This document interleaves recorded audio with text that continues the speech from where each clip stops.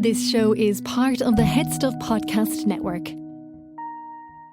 Welcome, gather round the fireside and listen to a tale of Fionn McCool, Cú Chulainn, Deirdre of the Sorrows, Gráinne Wail. From giants right down to fairies, of both the trooping and solitary, and ghosts who are sometimes scary. Anything goes by the fireside. Yeah. Fireside, the Puka Fireside, the Marrow Fireside. Kings and queens fighting heroes, don't you run from the fun, there's no need to hide. Sit by the fireside.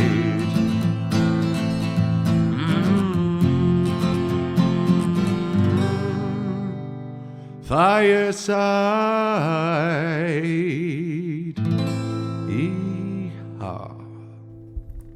Hello and welcome to Fireside, the Irish storytelling podcast. Each episode of Fireside, we take a story from folklore and mythology, we retell it, have a chat about the tale itself and about the craft, culture and history of storytelling. My name is Kevin C. Olahan. I am your host and your Fireside Bard. Welcome to episode 139 of Fireside. Today on the Irish Storytelling Podcast, we have the very first of the three Welsh romances from the Mabinogion, the tales of Welsh mythology. This is the story of Peredur, Knight of the Round Table. We are doing an Arthurian legend on Fireside, which is not as sacrilegious as it may sound. But first, a very big welcome to every new and returning listener. If this is your first episode you're listening to, you can listen to this one. If you like that, maybe go back to the beginning of our stories of Welsh mythology, which began with Pulk, Prince of David. And if not, why don't you head back to the very, very beginning, episode 1, and see what we've been building up to on the journey that has taken us nearly 3 years thus far. If you're a returning listener, thank you so much for your continued support. If you have not done so already, please follow me over on Instagram at Fireside Bard. It's the best place to check out my poetry, see what I'm up to with other work. If you're not on social media, you can email me at thefiresidebard@gmail.com. And if you really want to support the podcast, you can do so over at headstuffpodcast.com, where you can join Headstuff Plus, where for as little as €5 a month, although you can pay more if you want. You can gain access to not just bonus material for Fireside, but for all of the podcasts on the Headstuff Podcast Network, and they are constantly growing. They're adding new fantastic podcasts all the time. It's well worth jumping on board to if you're a fan of Irish podcasts and Irish podcasting, and it's a great company to support. And there is a brand new bonus episode for members only of Headstuff Plus, the long-anticipated, long-awaited interview with Mark Williams, the author of Ireland's Immortals. Those who have been listening to this podcast for long enough know how much I gush and guffaw over this incredible book, and it was an incredible pleasure to interview Mark. I did it December, just before Christmas last year. And it was always intended to be released as a piece of bonus material for Headstuff Plus. And I'm very delighted to say it's finally up there. So listeners, subscribers to Headstuff Plus can head over and check it out. See what it's actually like for me to speak to someone else and not just be speaking in my own room to myself and to all of you. But of course, not in a total vacuum recording by myself. You may see a different side to me. You'll see me trying to not fanboy too much. But Mark was a great guy. We had a great chat. He gave me he was very generous with his time, and he enjoyed getting to geek out about Irish mythology as much as I do. So it was a Kinder Egg spirit, which I was delighted with. But that is there as a members only exclusive over on Headstuff Plus.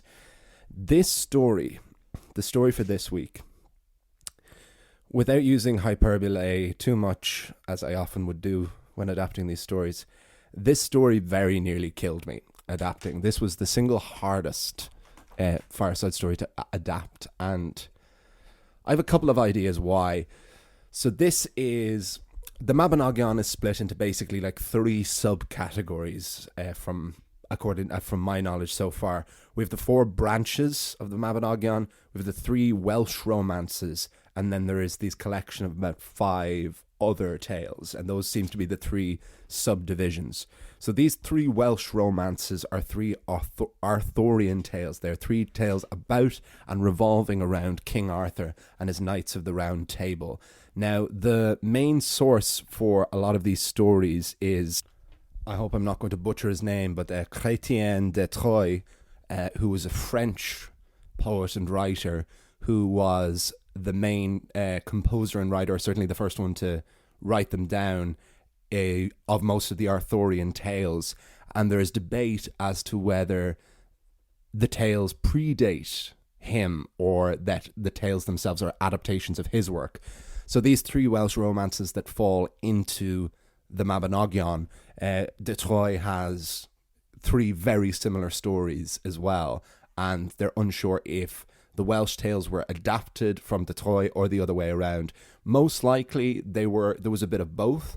So the Welsh tales might have been adapted from these earlier versions by de Troyes, but were de Troyes in turn was influenced by Welsh and Celtic mythology. So it all kind of shakes out together. But what's very interesting, and it's probably another reason why these were quite difficult to adapt, is you really start to see the transition from oral and bardic tradition into the literary tradition that we know so well today. You really see the very earliest examples of form and format that would grow into the novel in a couple of centuries' time after this, which has made it a particularly interesting story to adapt, because there was an immediate shock to the system, as I hope you'll discover as well. These are very much knights' tales. These read very differently. They read as a much more literary, or almost, there's something quite poetic about them as well in their structure and in their repetition, and there's still something very bardic, but it feels like a different beast we're dealing with here, and we very much are. And it has been a very interesting transition, to come from Irish mythology and over the Irish Sea into Wales, to now be approaching like British lore as a wider thing. I think King Arthur is almost more famous than the sum of his parts. I'd say there's rarely a child in the Western world who doesn't know the name King Arthur, but very likely may never have read any Arthurian stories or know anything more about him, aside from perhaps the greatest of all, Monty Python and the Holy Grail. So I was very excited and very interested to meet King Arthur in this very natural way as we maneuver through. But we will chat more after. But I think this is the first of three parts of this first story. I'm hoping that I can get them all in. This was probably the longest story I've adapted and tried to find the natural divisions, because if at all possible, I will always try and condense stories into one episode, because I would like these people to be able to dip in and out. Naturally, there is a chronology, and we have had part ones, part twos, and threes.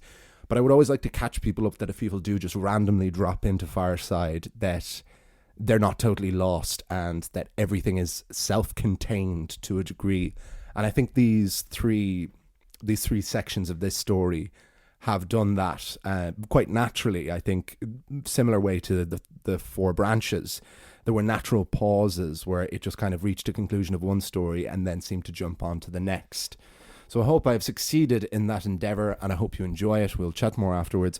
But this is the story of Peredur, Knight of the Round Table, on Fireside.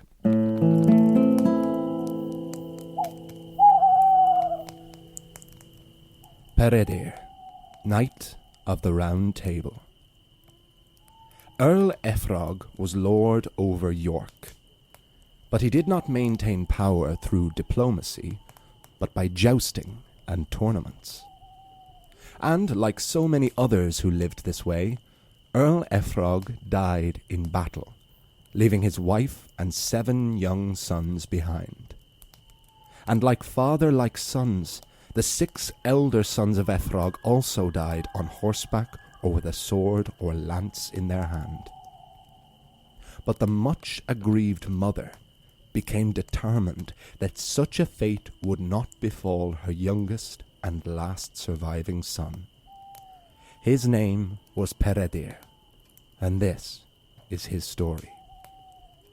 Peredur was raised in the woods, far away from court society, and without any knowledge of his father, brothers, or even of combat. His mother thought that the only way for Peredur to avoid the fate of all the other men of his household was to live in blissful ignorance. The closest Peredur came to knowing how to fight, or even that fighting was a thing, was that every day he would go to the woods and throw makeshift darts at the trees.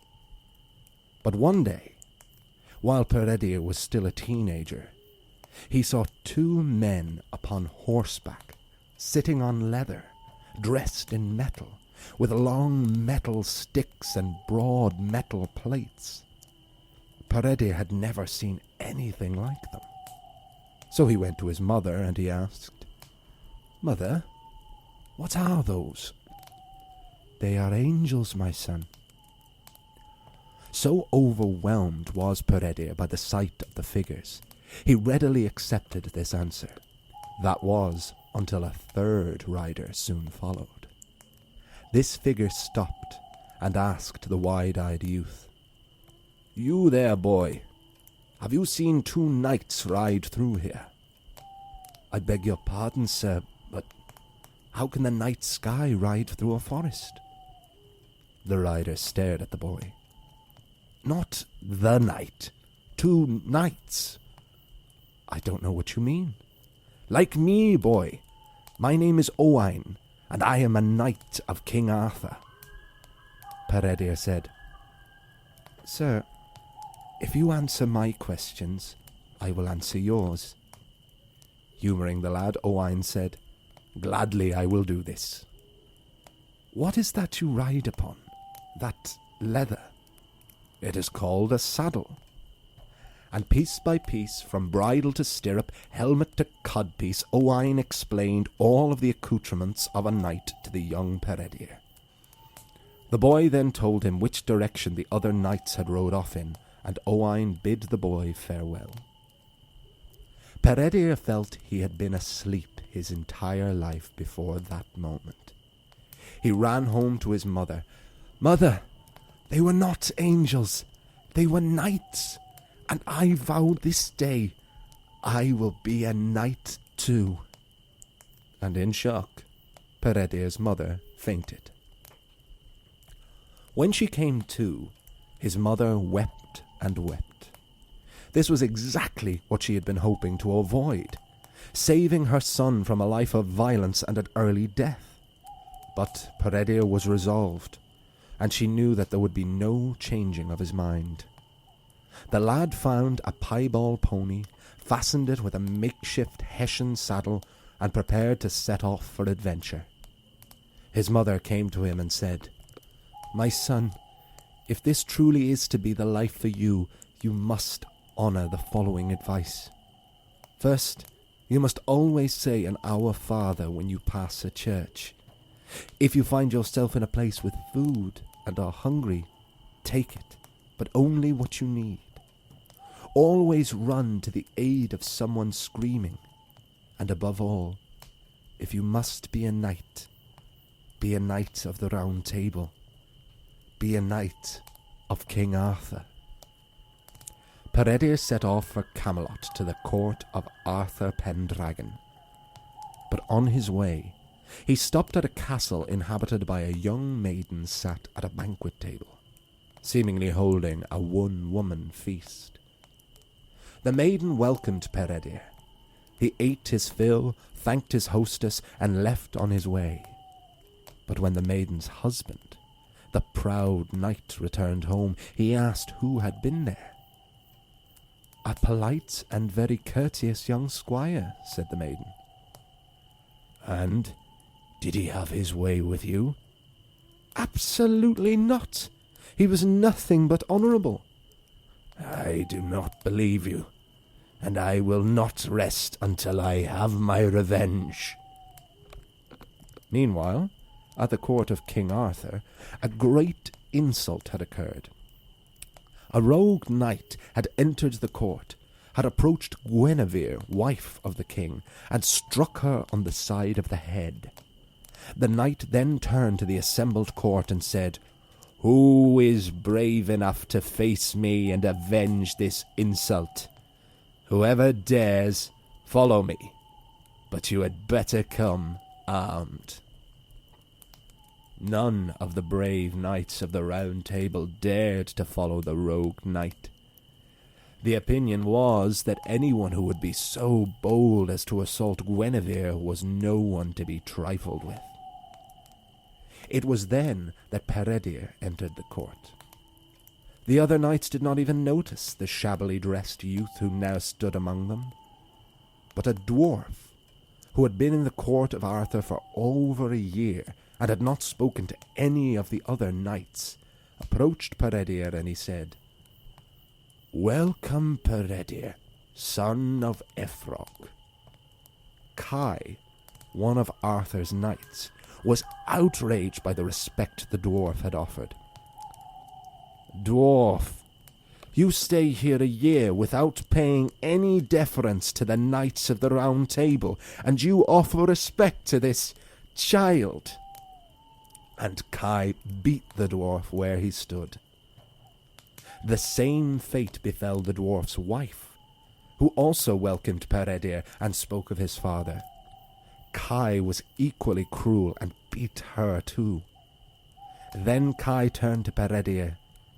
"If you are so noble to deserve respect, boy, then follow that rogue knight and avenge Guinevere's honour." "I will do so gladly, tall knight," said Peredur. He bowed and left the court. Peredur soon found the rogue knight, who felt insulted at the dishevelled child he now faced. "I will give you this chance, boy. Return to Arthur and tell him to send me a real knight." "This is your choice," said Peredur. "I am leaving here today with your armour, your horse, and your weapons, and I will take them with or without your permission." The rogue knight laughed and charged at Peredur, and the young boy had no weapons or armour or skill in fighting, but he had crafted darts of stone and wood and fired one straight through the rogue knight's throat. Gurgling and coughing up blood, the knight fell to the ground, lifeless. Back at Arthur's court, Sir Owain chastised Sir Kai for sending Peredur to face the rogue knight.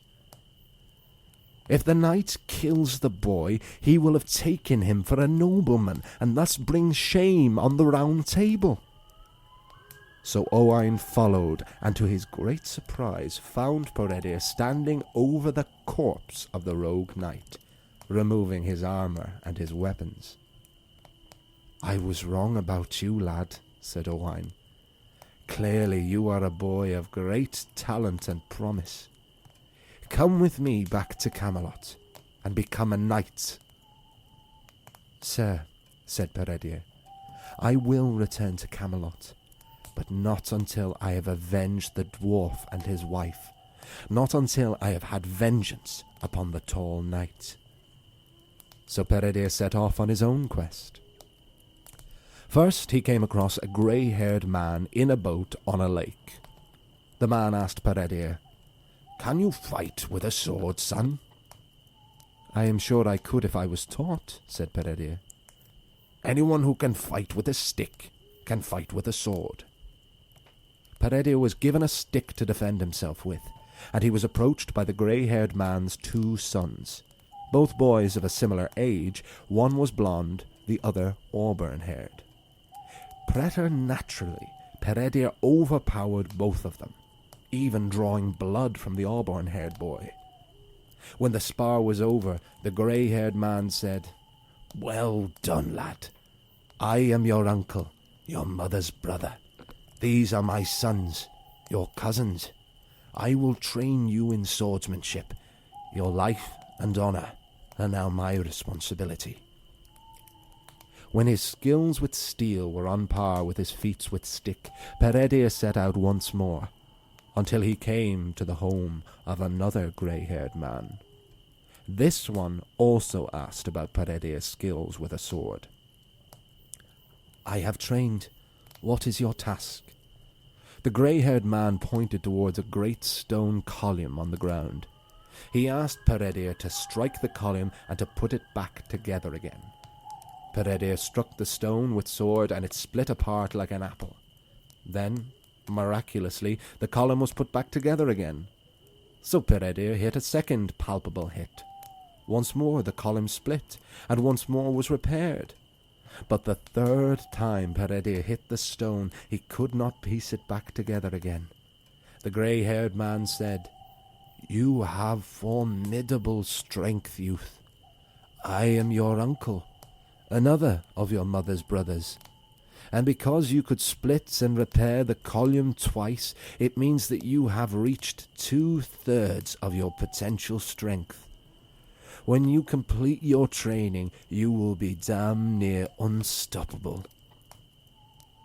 Peredur kept on his travels, defeating many rogue knights, errant earls, and wicked highwaymen. He spared nearly all of them, under the condition that they returned to Camelot and told Arthur that they had been defeated in his name, and also that he would not return to court until he had vengeance upon the tall knight.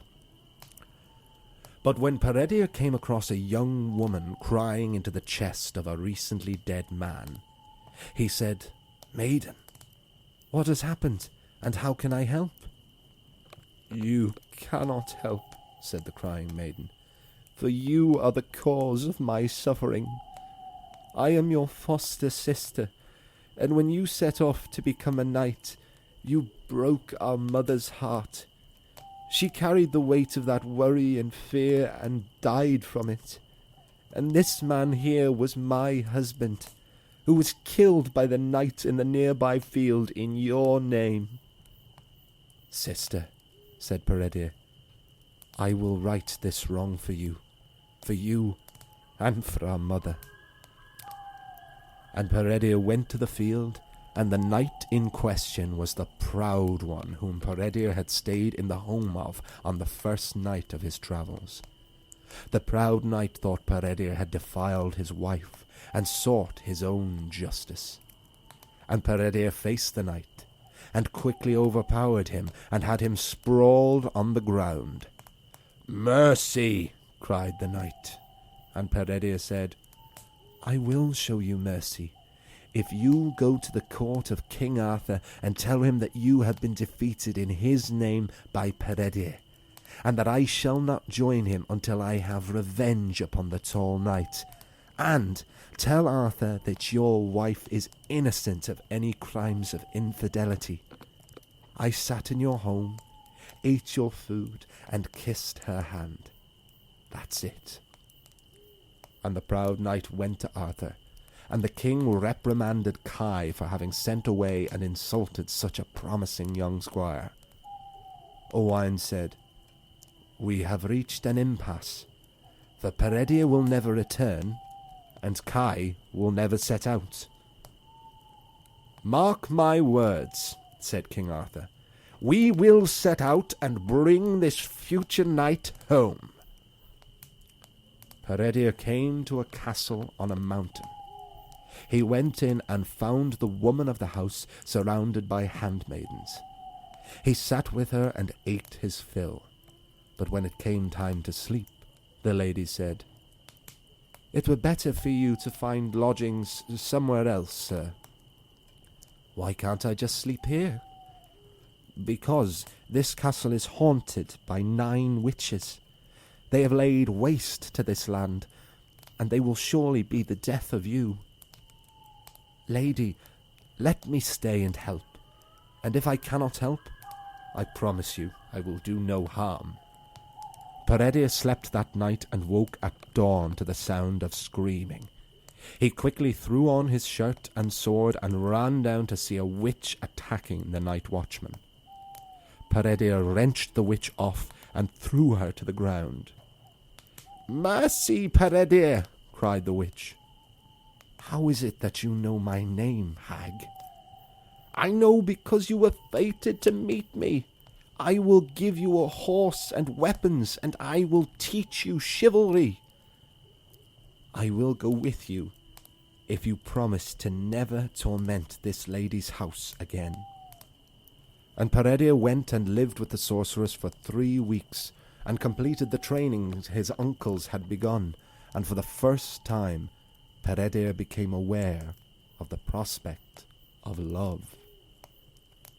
A great snow soon descended over Britain, And while Peredur was riding out one morning, he saw a hawk swoop down and kill a duck. The trickled blood on the snow attracted a raven, and when Peredur saw the black on white on red, it reminded him of the ebony black hair, pale white skin, and blood-red cheeks and lips of his true love. A true love he had not even met. Peredur went into a trance-like state with these thoughts, and it was at this time when Arthur and his knights came upon him.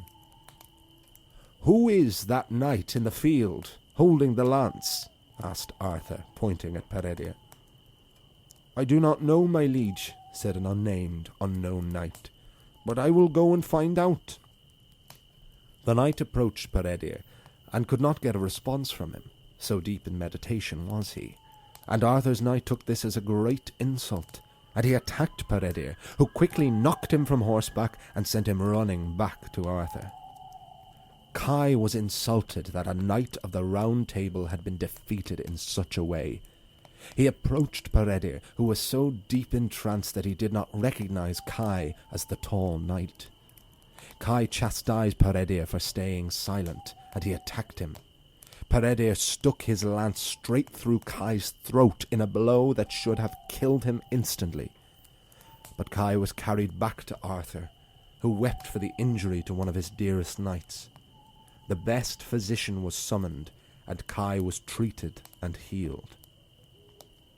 One of Arthur's wiser knights, Gwalchmai, said to his king, "Lord, a knight on horseback should not be approached in such a way. Perhaps he has recently suffered a loss, or is thinking about the one he loves best. Let me approach him with respect and courtesy."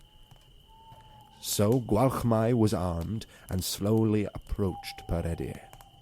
He spoke gently to him, and Peredur came out of his meditative state. "What do you think of, sir?" asked Gwalchmai. "I am thinking of the woman I love." "I thought as much," said Gwalchmai. "What is your name?" "I am called Peredur." And Gwalchmai smiled. "Long have we searched for you, Peredur. I come from the court of King Arthur to bring you back to become a knight of the Round Table. 2 have come before me on the same charge. Yes, and they came most discourteously. Arthur should know by now I will not return to his court until I have defeated the tall knight. The second man you faced today was Kai. He is the one who insulted the dwarf and his wife and who offended you that day. He nearly died today. You nearly killed him." "Then I am satisfied," said Peredur, and the 2 men embraced, and Peredur rode with Gwalchmai and finally met King Arthur in the flesh, who said, "Arise, Sir Peredur, Knight of the Round Table." To be continued.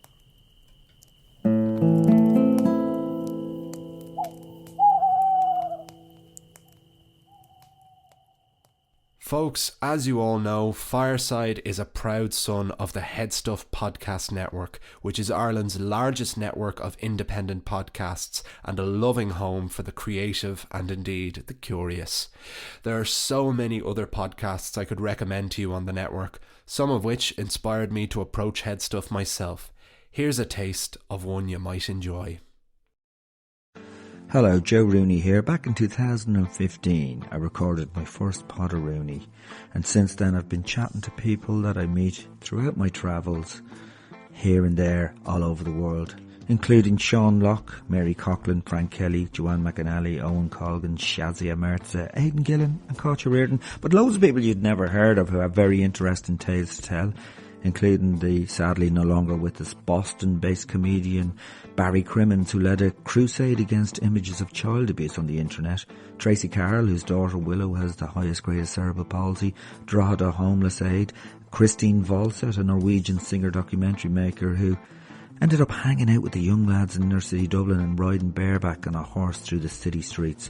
All these very interesting tales to tell, and all you have to do is skip the first 6 minutes of me talking rubbish. That's Potteroni. Good Lord, that was the tale of Peredur, Knight of the Round Table, the first of 3 tales about Peredur, and the first part of the 3 Welsh romances of Arthurian legend. I really hope you liked them. Very, very different change of pace, different kind of story, so sequential. It's almost like reading Beowulf, where it's less cause and effect and more event. And the reason, like, I condensed this story. Like, this story of Peredur, I not only have split into 3 anyway, but even at that, this first part I've condensed because there was so much to it, and so much that I liked, and so much that was important.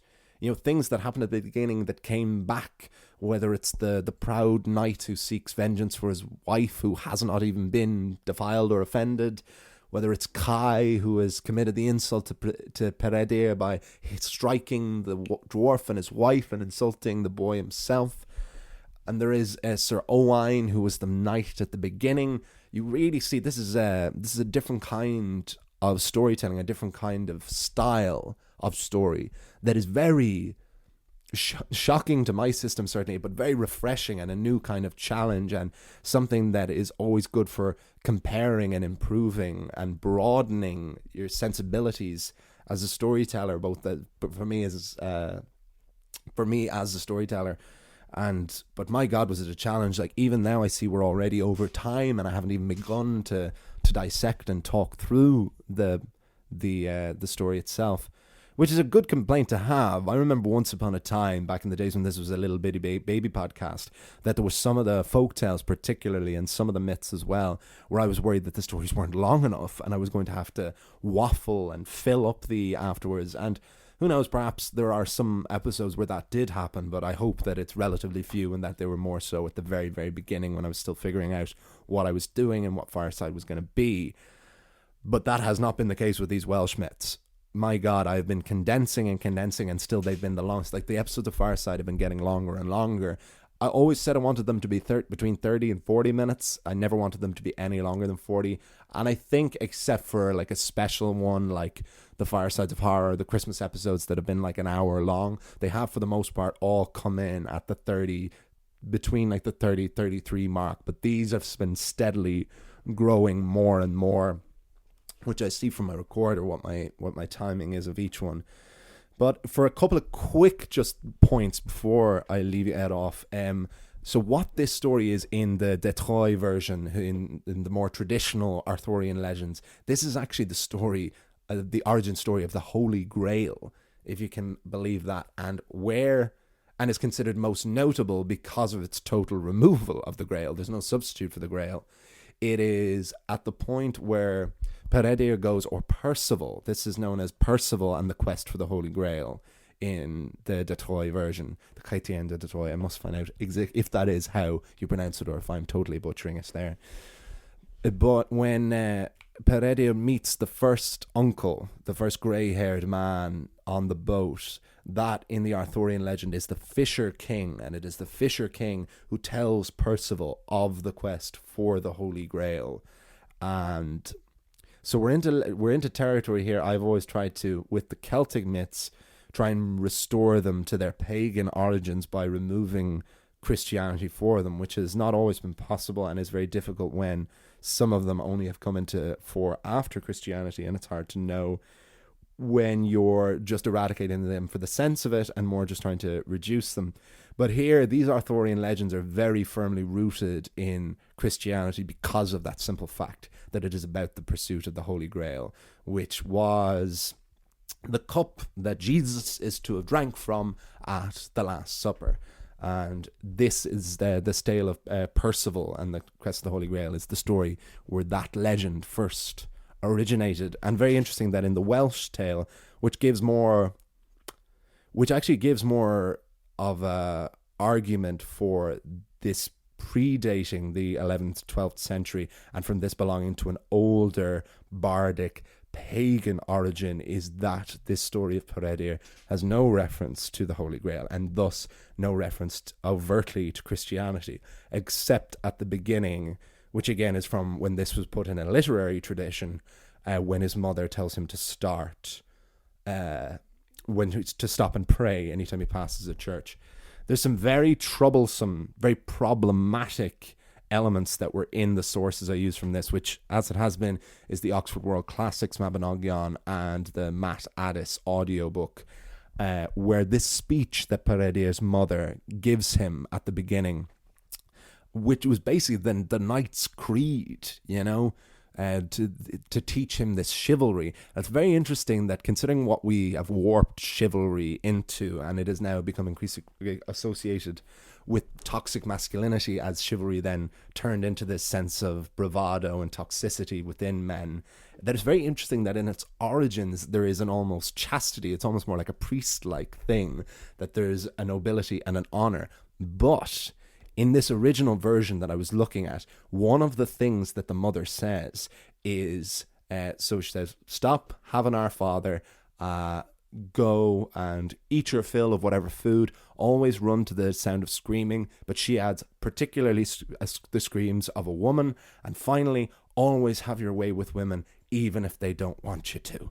That is very specifically said. It wasn't in the audiobook version, but in the text version that I've read, that incredibly troublesome, problematic statement was said, which is jaw-dropping. Even though these stories are 1,000+ years old, it's still, you're really going, wow, when you see that written down and see where it all is rooted in, that it wasn't even a subtextual kind of, oh, it was the time there. It was actually put in the text.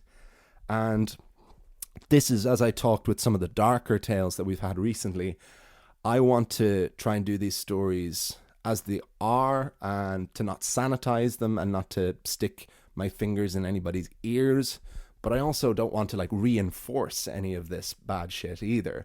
And so I think that's how I do. I will like tell my clear as water version of them that isn't incredibly problematic and toxic to the best of my ability, but then we'll talk about those more troublesome